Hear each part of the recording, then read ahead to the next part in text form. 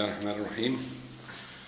شقة سموحة، لما بخش مدخل بنلاقي مطبخ أمريكاني مفتوح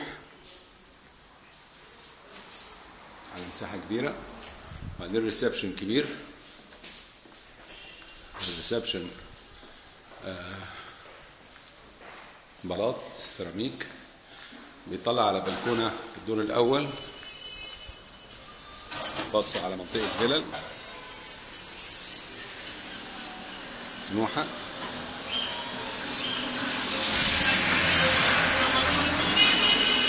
بصة البلكونة في الدور الأول قلنا،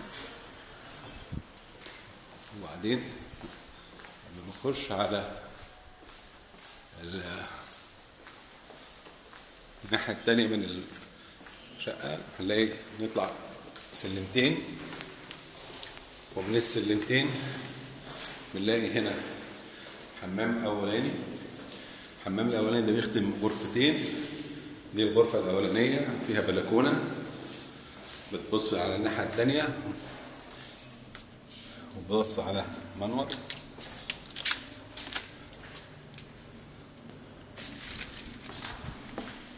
والغرفة التانية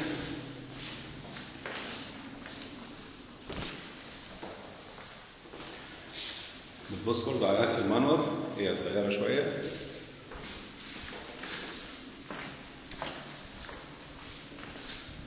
وهنا الماستر روم الكبيرة فيها حمامها الخاص،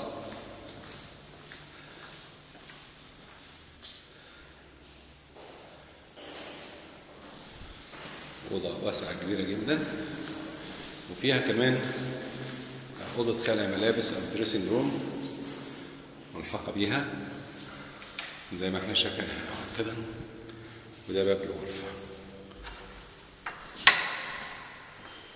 ودي الشقة مساحتها 240 متر في سموحة، الدور الأول، معروضة للبيع أو للإيجار. شكرا.